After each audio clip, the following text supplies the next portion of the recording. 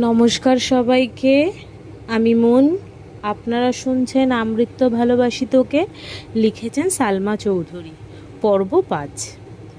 আবির মায়ের উদ্দেশ্যে ঠাট্টার স্বরে বলে উঠল, এর উল্টোটাও হতে পারে, যেমন তোমার বৌমা তোমার কোলে ঘুমিয়ে গেল আর তুমি তাকে ঘুম পাড়াতে পাড়াতে আমার জন্য অপেক্ষা করলে। ছেলের এরকম ঠাট্টায় ভ্যাবাচাকা খেলেন মালিয়া খান। আবির পুনরায় শান্ত অথচ কড়া বলে উঠল, কাল থেকে তোমায় যেন বসে থাকতে না দেখি। আমার কিছু লাগলে চেয়ে নিব আর খাবার টেবিলে রেখে দিও, আমি খেয়ে নেব। এই কথার কোনো উত্তর না দিয়ে মাহলিয়া খান স্বাভাবিক কণ্ঠে বললেন, তানভীর, মেঘ এখনো খায়নি, একটু ডেকে আসবি? কখন খাবে কিনা? তানভীর ঠিক আছে বলে উপরে গেল। আবিরও নিজের রুমে গেল। 5 মিনিটে ড্রেস পাল্টে ফ্রেশ হয়ে নিচে নামছে। এতক্ষণে মেঘ খাবার টেবিলে চলে এসেছে। ভেবেছিল ভাই ফ্রেশ হয়ে নামার আগেই তাড়াতাড়ি খেয়ে পালাবে। খাওয়া অর্ধেক হতেই তার দৃষ্টি নিবদ্ধ হয় সিঁড়ির পানে। কালো টি শার্ট আর ট্রাউজার পরে হাতে মোবাইল নিয়ে আপন মনে নামছে আবির। মেঘ সরু চোখে নিরীক্ষণ করছে আবিরকে। মানুষটাকে দেখে হৃৎস্পন্দন বাড়তে লাগলো মেঘের। এখন সে স্পষ্ট অনুভব করছে তার বুকের ভেতর কিছু একটা হচ্ছে, কিন্তু বোধগম্য হলো না কি হচ্ছে। নিজের অজান্তেই বুকের বাঁ পাশে হাত রাখলো মেঘ। অনুভব করলো কিছু একটা অনবরত নৃত্য করছে বুকের ভিতর। আবির চেয়ার টেনে বসার শব্দে ঘোর কাটল মেঘের। সবেগে হাত নামিয়ে আনলো বুক থেকে। আবির মেঘের ঠিক বিপরীত চেয়ারটায় বসেছে। মেঘের ছোট বুকটা অনবরত কেঁপেই যাচ্ছে। চোখ তুলে তাকাতে পারছে না মেয়েটা। শরীর কাঁপাকাঁপি আর হৃৎপিণ্ডের লাফালাফিতে সে বিধ্বস্ত। দিশেহারা অবস্থা অষ্টাদশীর। ইচ্ছে করছে ছুটে পালিয়ে যেতে আবিরের সামনে থেকে, কিন্তু পারছে না। মনে হচ্ছে পায়ে শিকল বেঁধা। মালিয়া খান হঠাৎ মেঘের হাতে হালকা ধাক্কা দিলেন।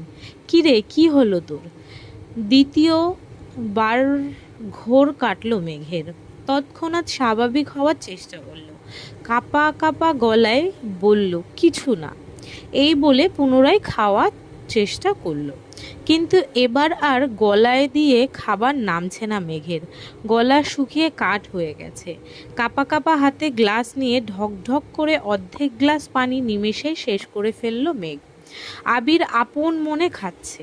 সামনে বা আশেপাশে কি হচ্ছে এসব দেখার প্রয়োজনই মনে করল না সে। এই জগতের সব কিছু তার আগ্রহ সৃষ্টি করতে অক্ষম। আবিরের গা ছাড়া ভাব দেখে কিছুটা স্বাভাবিক হয়ে খাওয়া শুরু করে মেঘ। মাঝখানে এক পলকের জন্য তাকিয়েছিল আবিরের দিকে। কালো টি শার্টে মুখটা কত মায়াবী লাগছিল। এলোমেলো চুল। খাওয়ার স্টাইল দেখে দ্বিতীয়বারের মতন ক্রাশ খেলো অষ্টাদশী। কে বলতে পারে 2 দিন আগে পর্যন্ত আবিরের কোনো স্মৃতি ছিল না মেঘের মস্তিষ্ক জুড়ে। হঠাৎ মনে করলেও শুধু ওকে মেরেছিল এই স্মৃতিটাই মনে হতো, আর রাগে কটমট করতো মেঘ। আর আজ বিকাল থেকে যতবার আবিরকে দেখছে ততবার মেঘের শীর্ণ বক্ষ ধরফরিয়ে উঠেছে।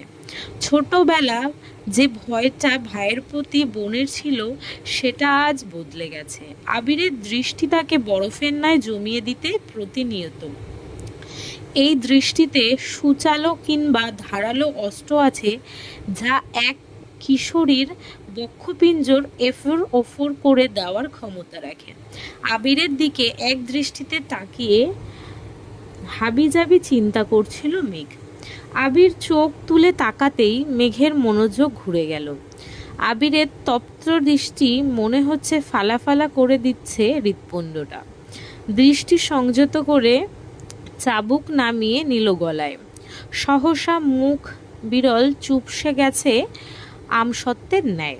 দ্বিতীয়বার আবিরের দিকে তাকানোর স্পর্ধাটুকুও নেই অষ্টাদশীর। এর মধ্যে মালিয়া খান ছেলে আবিরের উদ্দেশ্যে বলে উঠলেন, তোর নতুন কোম্পানিটা কি না খুললে হয় না? তোর বাবা বিষয়টা ভালোভাবে নিচ্ছেন না কেন? বাবাকে রাগিয়ে দিচ্ছিস? তোর বাবা তোকে অনেক ভালোবাসে। শানিত স্বরে মায়ের দিকে তাকিয়ে আবির বলা শুরু করলো, ছেলেরা সারা জীবন বাবাদের প্রিয় থাকতে পারে না। নিজের স্বপ্ন ইচ্ছেকে প্রাধান্য দিতে গিয়ে দূরত্ব বেড়ে যায় বাবা ছেলের। এটা অস্বাভাবিক কিছু না। যদি বাবার স্বপ্ন বা ইচ্ছের হাল প্রতিটা ছেলে ধরতো তাহলে পৃথিবী এতটা এগিয়ে যেত না।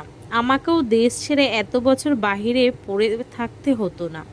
আব্বু নিজে এই কোম্পানি শুরু করেছিল। উনি যদি ওনার বাবার ইচ্ছেকে প্রাধান্য দিতেন তাহলে আজ এত দূর পৌঁছাতেন না। তাছাড়া আমি তো বলিনি বাবার স্বপ্ন বাদ দিয়ে আমি আমার স্বপ্নকে প্রাধান্য দিব। আমার স্বপ্ন একান্তই আমার। আমি দুদিকই সামলাবো। তুমি এসব নিয়ে অযথা চিন্তা করে নিজের শরীর খারাপ করো না। মালিয়া খান চিন্তিত স্বরে বলে উঠলেন, এত চাপ আর দৌড়াদৌড়ি করে তো নিজে অসুস্থ হয়ে পড়বি বাবা। আবির গম্ভীর কণ্ঠে বলে উঠল, তোমাকে তো বললাম আমার জন্য দুশ্চিন্তা করতে হবে না। তানভীর মাঝখান থেকে বলে উঠল, ভাইয়ার জন্য চিন্তা করার মানুষ আছে বড় আম্মু, তুমি রিল্যাক্সে থাকতে পারো। মেঘ এতক্ষণ নীরবে খেলেও এই কথা শোনা মাত্রই ছোট দেহ কম্পিত হয় তার। আতঙ্কিত হয়ে তাকালো আবিরের দিকে। আবির তৎক্ষণাৎ ঘাড় ঘুরিয়ে তাকালো তানভীরের দিকে।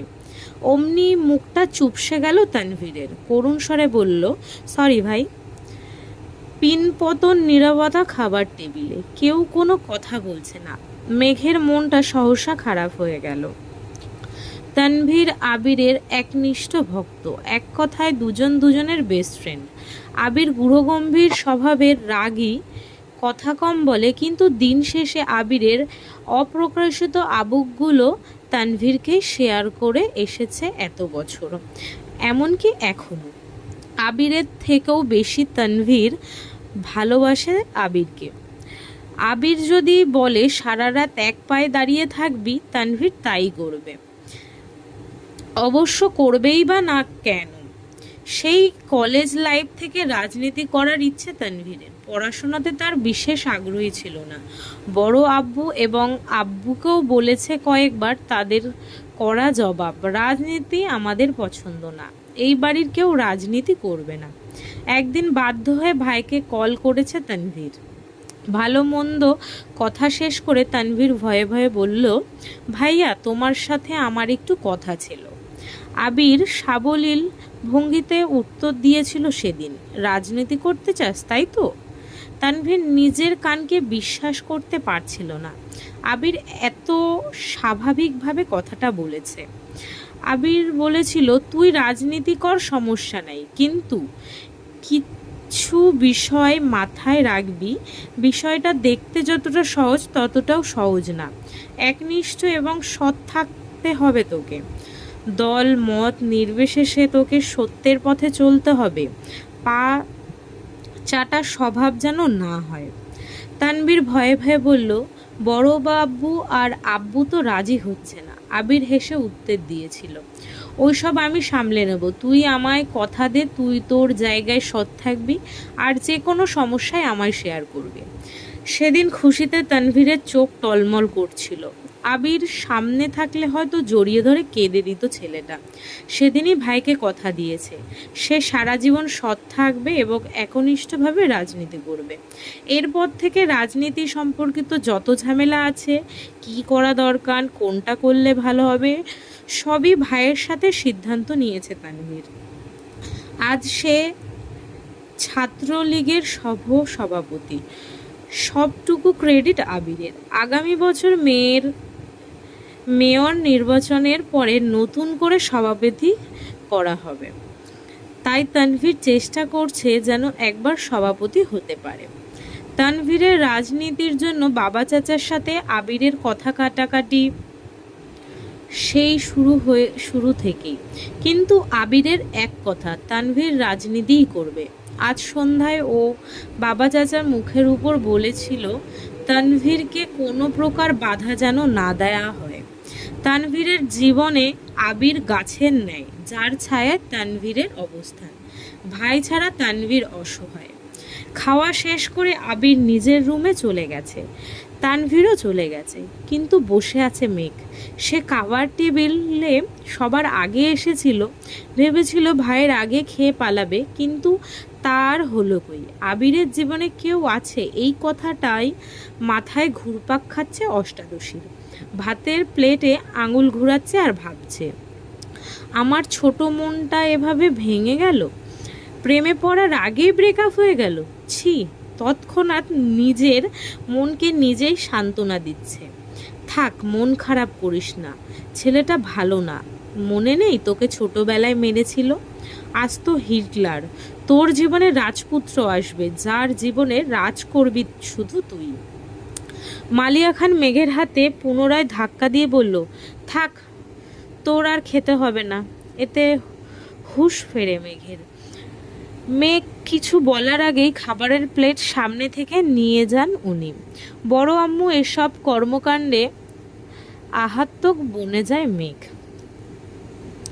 মালিয়া খান বলে ওঠেন, এভাবে 18 ঘন্টা ভাত নিয়ে বসে থাকলে বিষ হয়ে যাবে খাবার।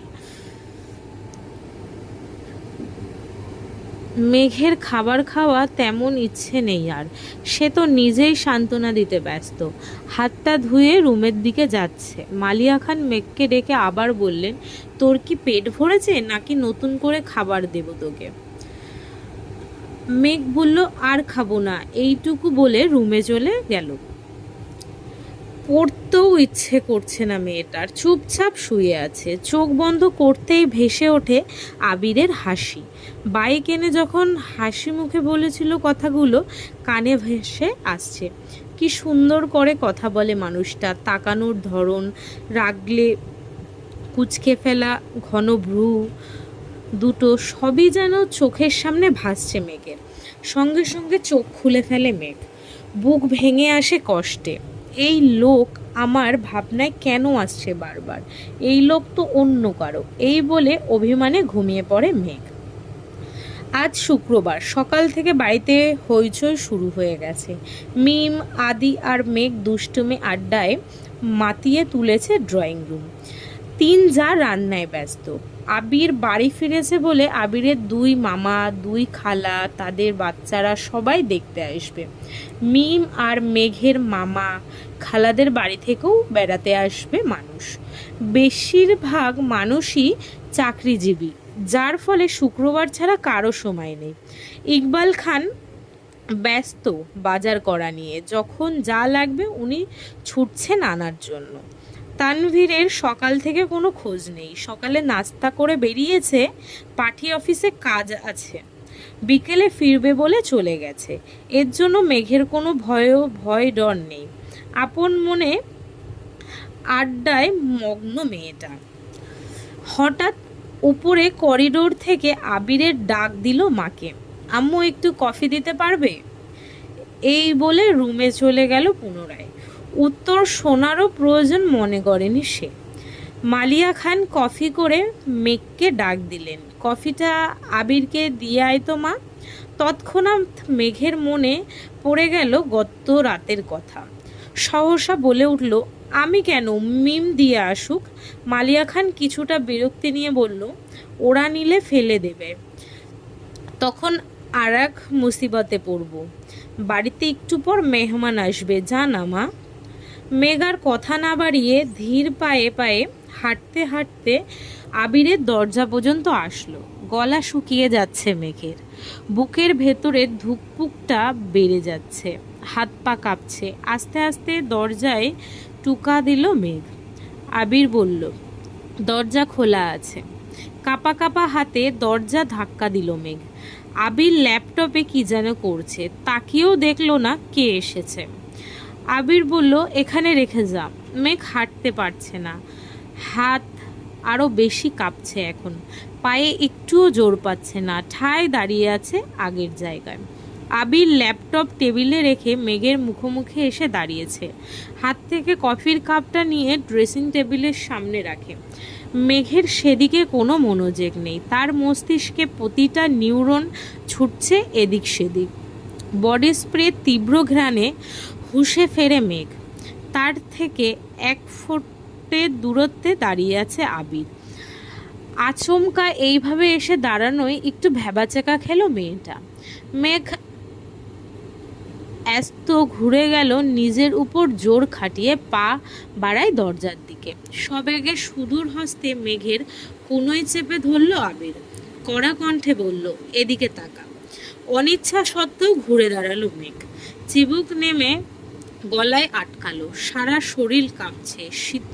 শীতল স্বরের হুমকিতে কানের লতি গরম হয়ে যাচ্ছে, সাথে আবিরের শরীরের আর বডি স্প্রের তীব্র গন্ধ নাকে লাগছে মেঘের। আবির পুরো কণ্ঠে বলল, কফিটা টেবিলে দিয়ে আসতে বলেছিলাম, কথা কানে যায় না? এতটুকু বলতে মেঘ হেলে দুলে পড়ে যেতে নেয়।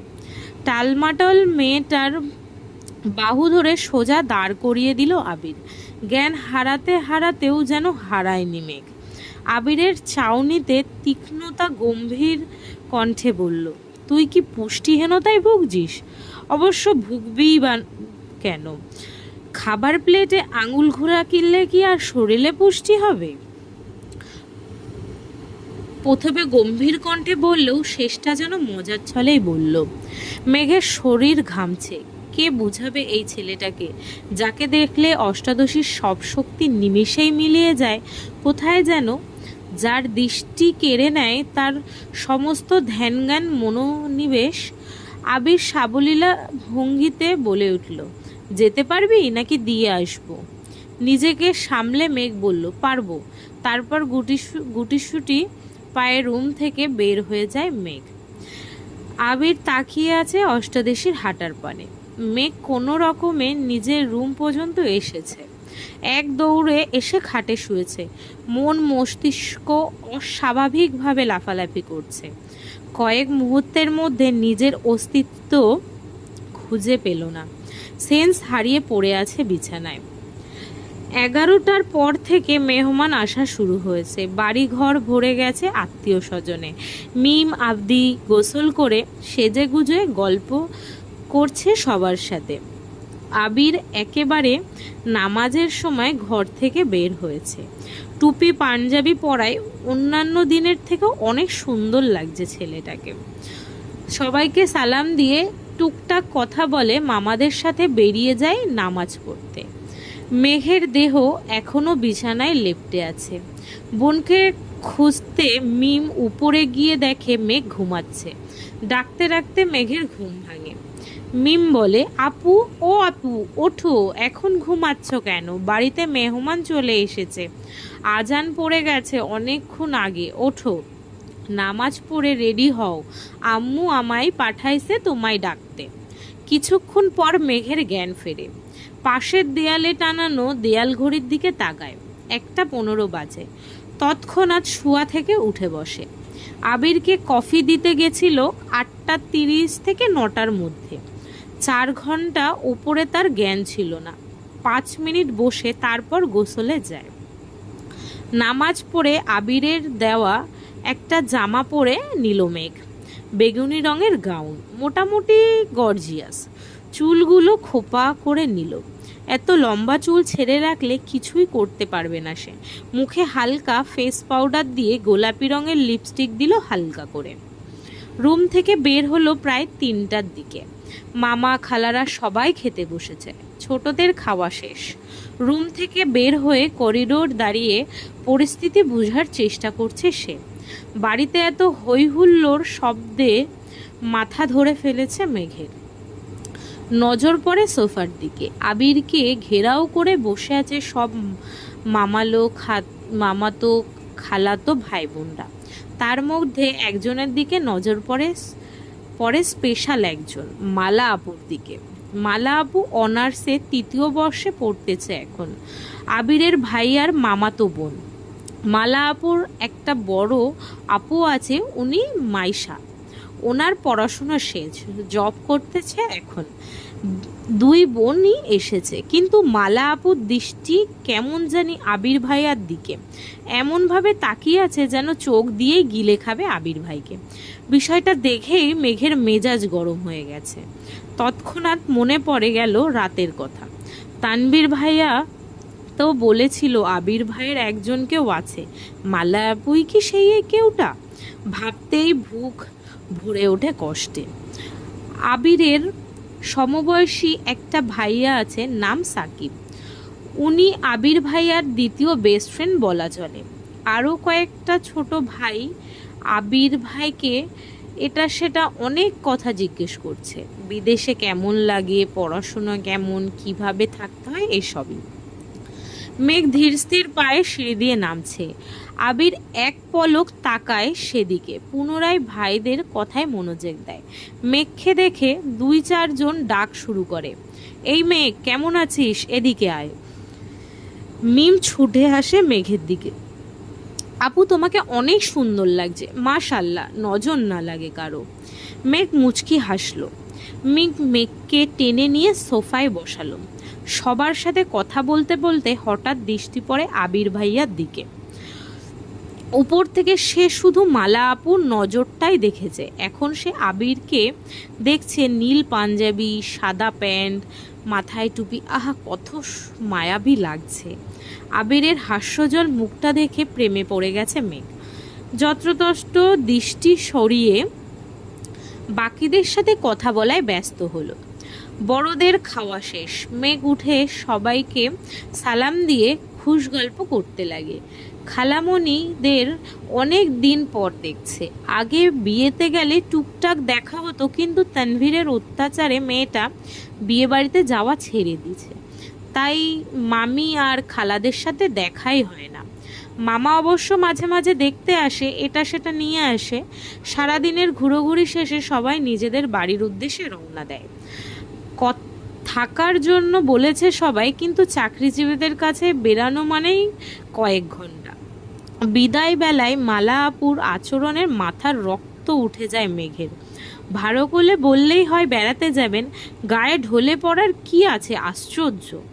মালার এরকম আচরণে আবির ভাই তৎক্ষণাৎ সরে না গেলে তো উপরে পড়ে যেত এই মেয়ে। রাগে ফুঁসতে ফুঁসতে মেঘ নিজের রুমে চলে যায়। মেহমানদের বিদায় দিয়ে আবিরও বাইক নিয়ে বেরিয়ে পড়ে কোথায় যেন। মাঝখানে তানভীর একবার এসেছিল, সবার সাথে দেখা করে আবার বেরিয়ে গেছে। পার্টি অফিসে কি নিয়ে ঝামেলা চলছে তাই বসার সময় হয়নি তার। মেঘ নিজের রুমে দরজা বন্ধ করে কাঁদতে লাগলো, কিন্তু কেন কাঁদছে সে নিজেই জানে না। অতিরিক্ত রাগে কান্না আসে মেয়েটার। আজকের পর্ব এই অবধি। আশা করি সবার ভালো লাগছে। আরও পর্ব পেতে সবাই আমার পেজটাকে ফলো করো। ভালো লাগলে লাইক, কমেন্ট, শেয়ার করে দিও। আর পরের এপিসোডটা কালকে পেয়ে যাবে। ধন্যবাদ সবাইকে। আজকে আসছি, টাটা।